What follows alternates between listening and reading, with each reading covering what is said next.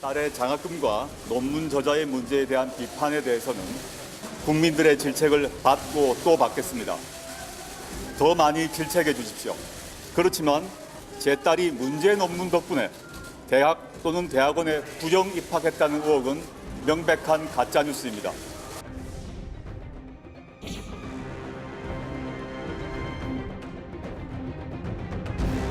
기여도를 뭐 100% 했다고 얘기는 할 수는 없지만 그 이제 저자들 중에서 이 가장 많은 기여를 했고 그럴 경우에 이제 1저자를 누구로 하는 거냐는 책임 저자가 결정을 하는 문제니까 적절하지는 않았지만 그렇다고 해서 부끄러운 짓을 하지는 않았습니다.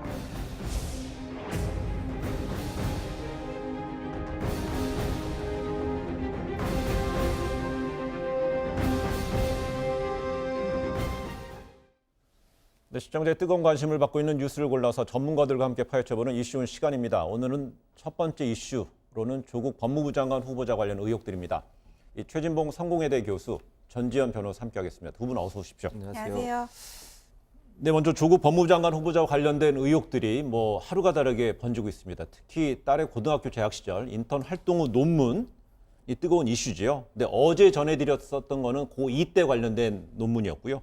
이번엔 다시 고3 때 인턴 활동을 했다는 사실도 추가로 나왔어요. 그렇습니다. 공주대학교라는 곳에서 예. 인턴 활동을 했는데 네네. 그 인턴 활동을 하면서 지금 논란이 되고 있는 것은 그 당시에도 학회에 가서 일본에서 열린 국제학술대회에 가서 발표한 논문이 문제가 되고 있는데 이 논문은 네. 논문이라는 성격보다는요. 우리가 이제 보통 연구자들은 초록이라고 얘기를 하는데요. 네. 그러니까 논문 연구지에 게재를 하기 위해서는 완성된 논문의 형태로 제출을 하고 그걸 심사위원들이 심사를 거쳐서 게재 여부를 결정하고 게재를 하는 거거든요. 네. 근데 학회 같은 경우에는 학회 발표하기 위해서는 두 가지 방법이 있습니다. 어느 학회는 논문 전체를 제출하게 만드는 학회도 있지만 초록만 제출하게 만들어요. 압축본을 말하는 그렇죠. 건가요? 한 장 네. 정도의 A4 용지 한 장 네. 정도의.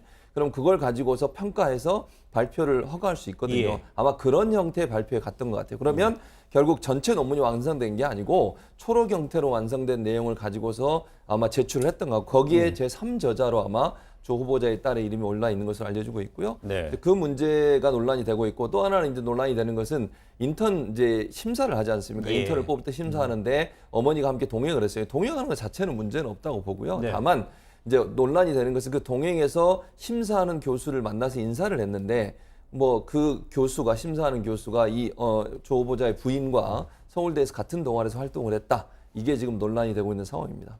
그런데 이게 같은 동아리에서 활동을 했다 이 부분도 명확하게 이제 조국 후보가 계속 말하듯이 인사청문회에서 밝히게 되면 거기서 명확히 밝혀질 텐데 그 부분에 대해서 명확히 확인이 안 됐기 때문에 저희가 이제 전제로 해서 얘기를 하고 있는 거고요. 아까 조금 전에 말씀하신 대로 그 학부모가 동행하는 것에 대해서는 문제가 되는 건 아니죠. 거기서 무슨 이야기가 오갔느냐에 따라서 사건의 또 내용이 달라지는 거 아닐까요?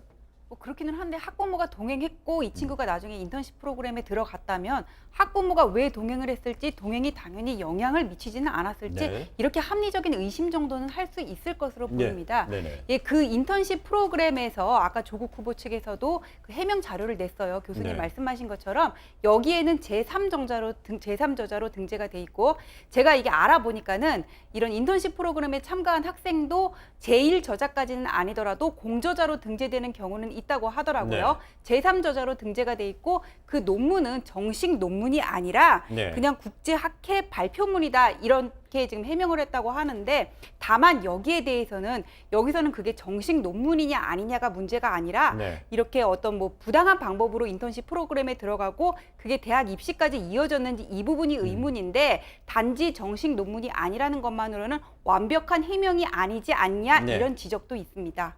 그렇다면 조금 전에 최 교수께서 말씀하신 대로 이건 논문이 아니야. 공주대에서 관련되는 건 논문이 아니었고 예. 초록이다, 압축본이었다 이렇게 네. 되겠는데 예.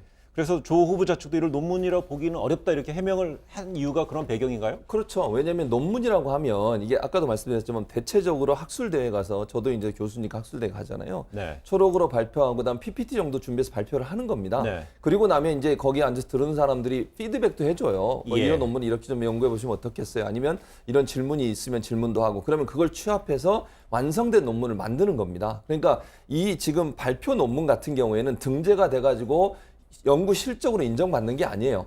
그러니까 일반적으로 학교에서는 연구 실적으로 인정하는 것은 그 학술지에 게재된 논문만 연구 실적으로 인정을 하고요. 네. 발표한 논문은 인정을 거의 안 해요. 저희 학교도 마찬가지지만. 네. 그래서 이게 그렇게 중요한 문제가 된다고 저는 보진 않아요. 왜냐하면 이거는 초록으로 발표 논문에 이름이 들어간 거기 때문에 특별히 네. 문제가 없다고 보여지고 네. 그래서 이제 중요한 것은 만약에 이게 지금 논란이 돼서 문제가 되려면 학부형을 만나서 이게 학부형 만난 사실이 인터넷 취업에 도움이 됐느냐 안 됐느냐 증명이 돼야 돼요. 네. 그렇다면 논란이 될 수 있겠죠. 그러나 그게 아니라고 하면 이 공주대 문제 같은 건 크게 문제가 될 사안은 아니라고 이렇게 보여집니다. 예, 지금까지 얘기는 고3 때 인턴으로 활동했던 그 공주대 이야기를 한 것이고요.